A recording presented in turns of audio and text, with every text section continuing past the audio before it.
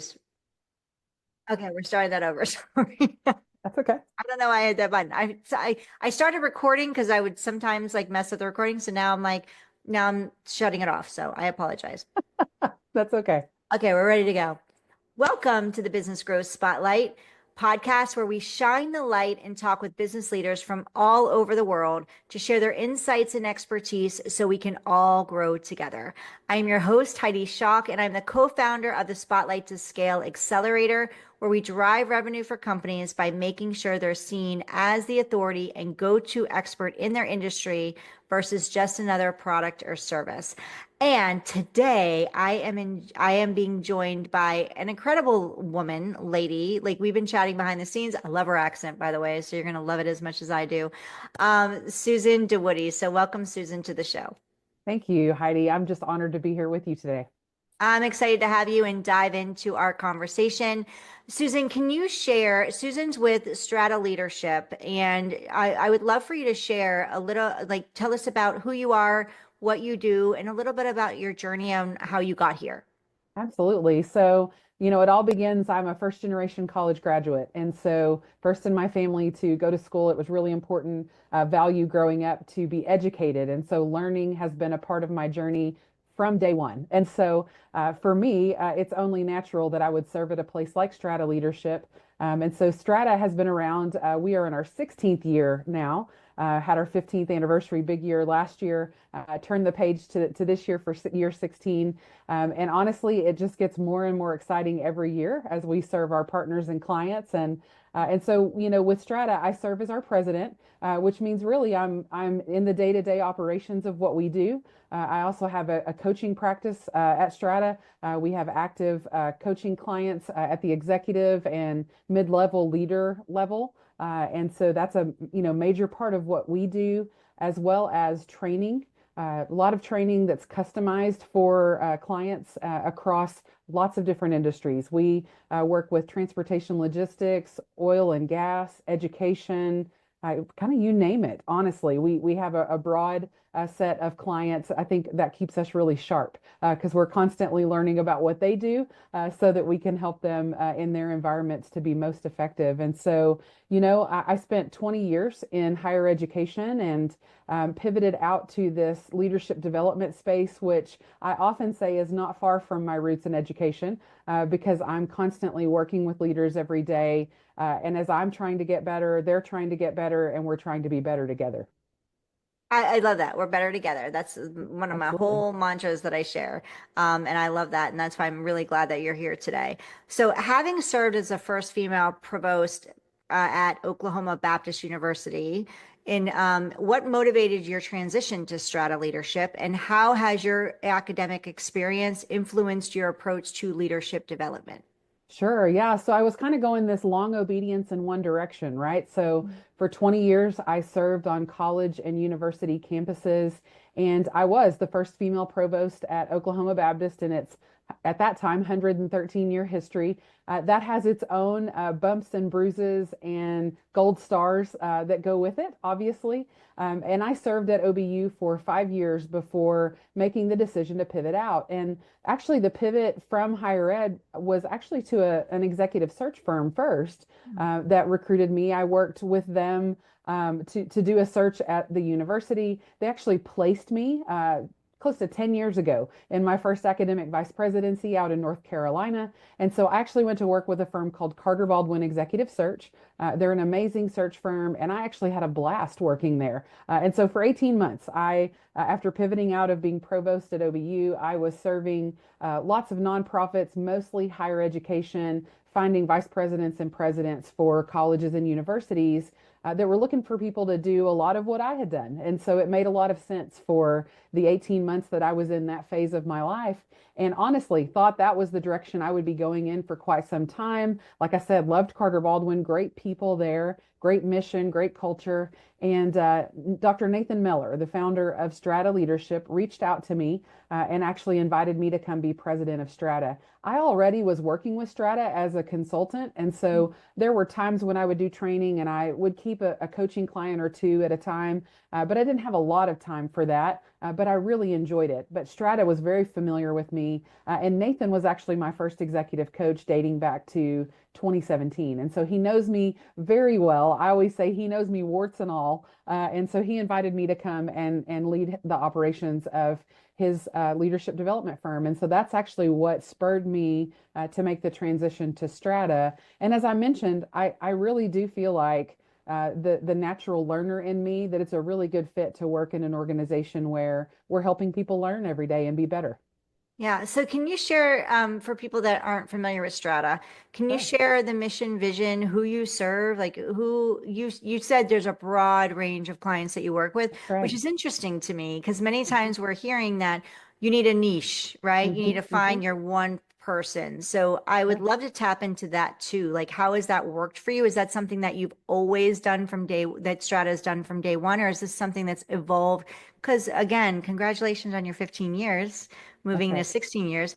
Is that where where you broadened as Strata's expanded? I'm asking you a lot of questions at once right now. Sure. No, I've got it. There's I've a got it. lot that you just shared that I'm like, really, it's so juicy that I want to dive into. Absolutely. Yeah, Yeah, so I do think sometimes, we're tempted to think there's only this one thing I can do, right? Or right. this one type of client that I need to serve. And I would just be really encouraged to people to say, look for the people that you have values alignment, you have culture alignment with, because for us, that's really where fundamentally we find our partnerships. And that is people who share similar ideas, and then also that are looking for help developing in ways that maybe we've already been there. And so just the opportunity to come alongside and help. And so we also are we would say we learn constantly. And so we're always learning from all of the various industries, that we do get to work in. But I would say fundamentally, we come from a place of thinking about the idea of character. And we believe that character can be developed until the last day that you draw breath on the earth. And Mhm. that can't be said about everything, right? But we believe that about character at Strata. And so everything that we do is undergirded in this idea of continuing to develop character in the leaders that we're working with. And then also just embodying a growth mindset. So going to the work of Dr. Carol Dweck, she's the we say the mother of the growth mindset at Strata. And the growth mindset basically says, I'm not there yet. Yet being a placeholder to say I still have an opportunity to get there. I still have an opening to grow in that way. And so aligning with people who think about life similarly or think about their own culture similarly and want to approach things with a growth mindset, and want to continue to develop the character traits of the people that they're working with. That's where really we find alignment, and where we find our client base. And so it's much more about the niche of how we go about developing leaders rather than a particular industry that we work in or serve. Yeah, that's so good. So thank you for sharing that because I think Sure, many companies or people getting started even, or sure, even as you're growing and scaling, can get confused over the niche. Like sometimes it's not absolutely. about one specific target market. It's Hmm. more about the culture or the mission or the vision and in alignment with That's right. those companies. So you mentioned character. So Hmm. Strata Leadership emphasizes character and competence in its coaching programs. Can you share on how integrating character development into leadership training impacts organizational success? Absolutely. So, we have something that we refer to as the C3 model at Strata. And from that C3 model is sort of how we inform the work that we do. And so the C3 model is this simple. It's character plus competency equals consistency. And Mm, so we believe that people who bring character to the table, and they add that to competency, that creates a consistent leader. And so without consistency, there's no accountability. Without accountability, there's no meaningful, sustainable progress. And so really, we want everyone around the work that we're doing to be consistent, right? And we want to be around leaders who are consistent. And so, part of that is really thinking about how do we develop your character, because again, we believe that can continue to be developed and your competency can as well. And so with the two things that we believe can continue to grow, then you can become even more consistent. So the consistency piece is really what we're after in the long run, but we believe that we get there through the character and the competence. Three C's. I love that. Yeah, And character is huge in the business because people want to work with people with high character, that's right. integrity and things Mhm. like that. Like they want to trust, they need to trust you in order to be that yes to work with you and move forward. That's right. Absolutely. Um, so you have, as you mentioned, you work with a diverse clientele. It's Mhm. not about niching into one target market. So how does Strata Leadership tailor its coaching and development programs to meet the unique needs of different organizations? Absolutely. So what you'll find with us, we have a number of people that we would call subject matter experts. And so, myself, our CEO, others on the team, we all have different areas that we've studied at length and earned degrees and certifications, and the paper that comes with the work that you put in. But the bottom line for us is that everything that we do is grounded in research. And so, we believe that that actually sets us apart in the marketplace. And so the ideas that we're sharing not only from our opinions, we're in our own experience, but we're sharing from the research that demonstrates the consistency that we see in the ideas that we're sharing. And so that part is really important for us to have that chance to share from research. The other thing I would say is that we highly customize, meaning that we come alongside, and so that's how I can do a training on, let's say, generational differences or building trust with an oil and gas company, and then next week I can pivot and do that same training, with an HR conference or something like that, because it's coming at it from the fundamentals around the topic rather than just geared only for the industry specific. We do get specific, right? We get Mhm. specific in our examples, in our application, maybe even in how we do activities with those groups to apply the work that we're looking at. But the research is the same, and so being able to help those groups apply it in their context is really what we work hard on. And in the background, we're just trying to customize that content for each client, so that we can do the same topics across 5 different clients, but it's going to look a little different in each of their contexts to meet their needs.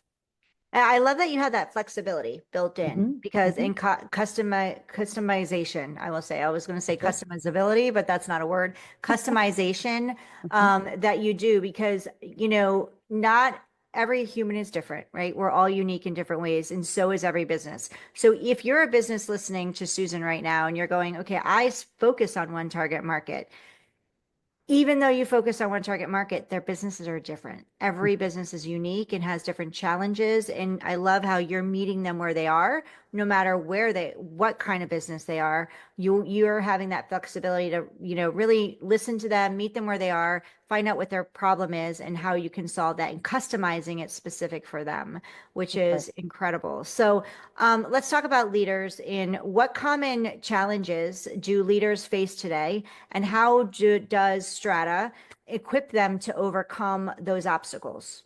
Absolutely. So, I think one of the requests that I have on repeat is how do I help my team perform, right? How do we get to that point where, performance is a given and it's part of what we do. And, we can talk all day about what's your mission, your vision, your values. Those things are important and they have to be decided in order for you to know where you're going, almost like a compass or a North Star. You have to know where you're going. But fundamentally speaking, on the day to day, it's really important that we think about, okay, well, how do I build a high performing team? How do I lean into this in such a way that it's meaningful for everybody involved and not just the people at the top? And so, we think a lot about trust. How do we build trust? And so, we come at it from, there's a lot of work out there on trust. But specifically, I love the work of Dr. Francis Fry and Ann Morris. They talk a lot about the trust triangle and building trust. And Hmm. it's basically talking about how approaching humans with logic and authenticity and empathy that's basically the triangle or the recipe for building trust. And so that's one of the things that we do in our trainings is really help leaders think about, how well do I do authenticity? Am I able to just be myself and let people see the real me in an authentic way? Do I apply logic and do I communicate the logic? Now, a lot of people are logical, or maybe they love data, but they don't communicate it as well. So thinking about not only how do I apply the logic, but how do I communicate the logic? And then empathy is a big one. And I'm the first to say empathy is something that I do at times struggle with. And so just trying to put myself in someone else's shoes, and help them to see that I really do care about their success. It's not just about the bottom line of Strata or the bottom line of their company. It really is about them being successful. And so, those three ingredients kind of undergird a lot of the work that we do. Patrick Lencioni is really popular, and he talks a lot about how to build trust as well, and how trust leads to performance. And he'll say the trust, if you don't have trust, you don't have anything. It's the foundation of everything, and the performance is at the top of the triangle or the top of the food chain. And so the idea that we ignore the trust piece, and think that we can outperform metrics from last year and be able to, generate more revenue this year. We have to think about those dynamics on the team, and what makes up the characteristics that are going to make that team perform well together. And for me, it begins at trust. And so that's, part of the high performing team equation, is thinking about, does your team feel psychologically safe? And some people will say, that's, oh gosh, that's, like that's tree hugging, or that's, that there's something to that they don't want to think about. But to be quite honest with you, if you don't feel psychologically safe, and you don't feel like the environment is one where you can trust others and others can trust you, I think that's fundamental to everything else. And then you can start talking about goals, and then you can talk about key performance indicators, and then we can talk about performance, right? But it begins at the very bottom of the triangle, which is the trust part of the equation. Yeah, which is all about relationships, which is what you're That's right. sharing. And you That's said right. like if you don't have trust, you don't have anything. That's right. And that's so true in business because it's so true in personal relationships, right? Just Hmm. think about your personal relationships at home. If you don't have trust, then you have nothing. And That's right. so it doesn't stop just in the home environment. It goes into everything. And I'm hearing this across talking to many business like people in business in this podcast. And I'm hearing a lot of the same words. It's connection, it's communication, it's culture, right? So Hmm. creating a successful business on the outside and really reaching your target market and creating those relationships starts from the inside team. Hmm. And that starts with, again, good leadership, right? Absolutely. Yeah. Absolutely. So you mentioned authenticity and you mentioned empathy and logic, those three key components. Hmm. And you said you struggled with the empathy part, which I thank you do. I do at times. for Yes. sharing that. Yeah, that's amazing that you shared that. Authenticity is something that many people struggle with, Hmm. especially with the virtual space that we're in, and now AI is coming into the mix. And so how do you help leaders tap into authenticity? Because is there like a guard that they have up, like they're scared to show that for fear of whatever it is? What's the fear that you see happening, and what blocks that, and how do you help them overcome that to show up authentically so they can connect with the people they need to connect with to Yeah. to grow their business? Yeah. So I think most often, people don't show up authentically because they're either afraid that you're going to see the real me and you aren't going to like what you see, Mm, or you're going to see that I really am an imposter, that imposter syndrome bubbles up, and they will say, if you see the real me, you'll know I'm not prepared for this. I'm not what you think I am. I'm not, you fill in the blank, right? So I think most often I would say that's even the most confident appearing people have an internal fear of either you won't accept me if you knew the real me, or maybe you won't think I'm cut out for this role if you see the real me.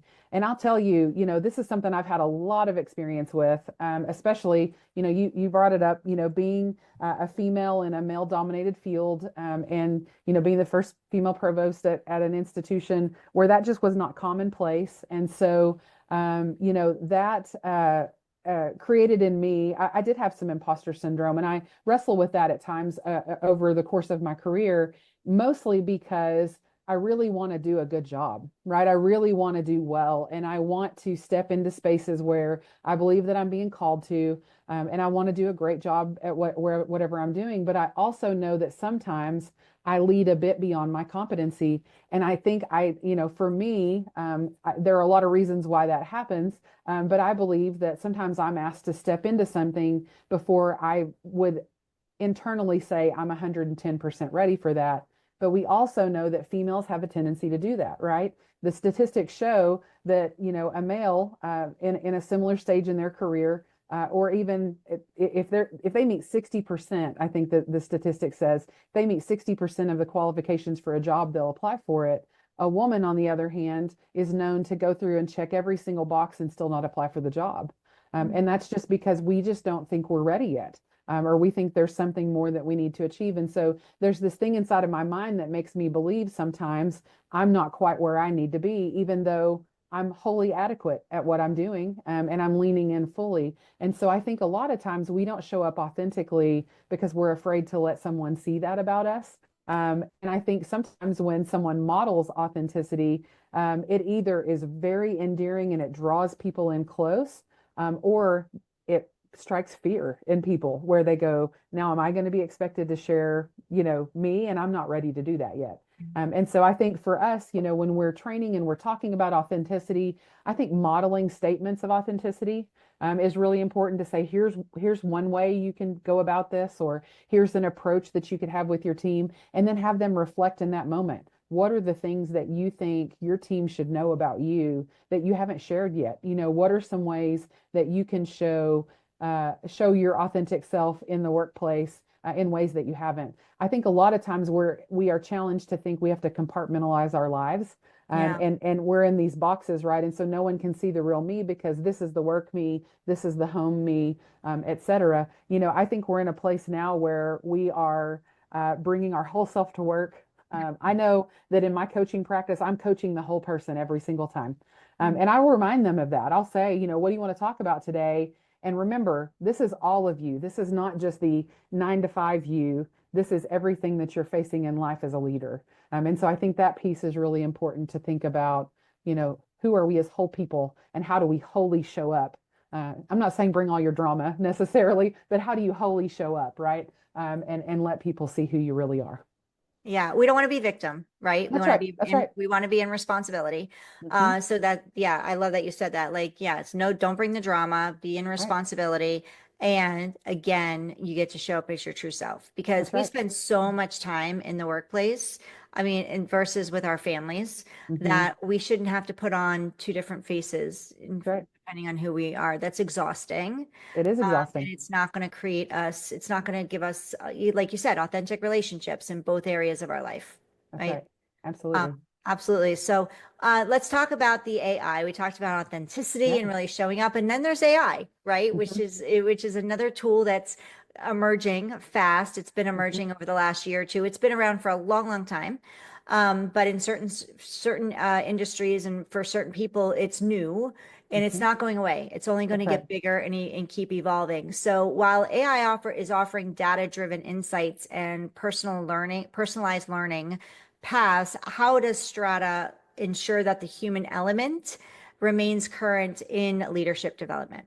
Yeah, absolutely. I mean, I will tell you, in the COVID world, so in, 2020, 2021, we were doing so much virtual, right? Because that's how we could reach out and how we could touch people.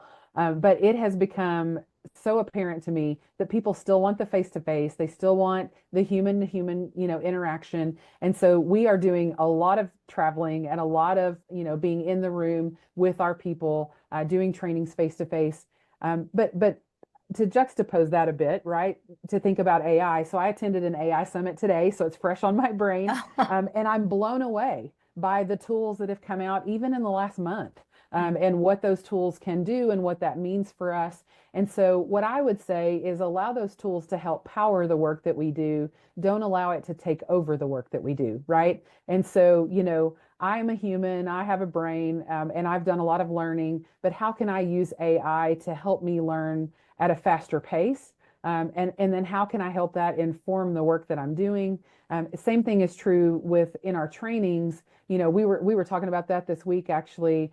So we do some training on meeting management, and helping leaders think about how do I manage meetings well. Well, part of it is how do you think about using AI to help build your agenda, to bring in data, and to help you with information that otherwise could be fairly time consuming. And so are there ways that, AI can make you more efficient as a leader, but not rob you of the ideas that are coming out of your brain, not take away the human element of it all. And certainly not plagiarize in any way the work that's being, given out as your own work. And so, those pieces are really important to us. But we are thinking about every single day, how do we harness AI? We ask AI questions. I've thought about these four authors on this topic. What other leadership development authors should I be reading on this topic? It's incredibly helpful to me. It's like having a colleague next door to me, who has another, who's studied somewhere differently than I did, who has another set of authors that they would recommend to me. That's a very small example, but harnessing AI for us is really important.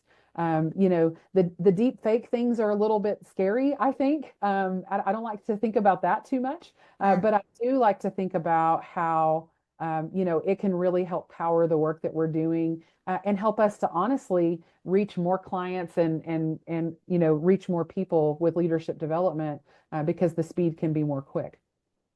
Yeah, it gets to be used as efficiency tools, right? Absolutely. Productivity, and in that way. But it's never going to replace the human connection, That's which you right. talked about relationships. It's not going to be empathetic. That's right. It's not going to be able to build the trust and no like and trust factor. And yeah, and then logic, it can help with that. But at the end of the That's day, right. too, you still have to test it. You still have to You do. verify the information that's coming out. Yep. So in this competitive field of leadership that you all are a leader in, what visibility challenges has Strata encountered, and what strategies have proven effective for you all in enhancing your market presence and driving your revenue growth? Yeah, so I talked earlier about how we do training, we do some consulting on strategic planning and those kinds of things, and we do a significant bit of coaching. And so I think one of the most challenging things is that a lot of people are putting a shingle out, and calling themselves a coach. And so for us, it began to become about, okay, how do we demonstrate that we really are serious about coaching, and that we want to be trained as coaches, that we want to have a code of ethics that we adhere to, and that we really want to think about coaching as professionals, and continue to develop the practice of coaching, not just showing up because I have some life experience to offer. That can be valuable, but for us, it began to be around the idea of how do we make sure that we're being very professional in our coach approach and our coaching conversations. And so we have actually adopted the International Coaching Federation, which we think is the gold standard of coaching. And so we've adopted their code of ethics,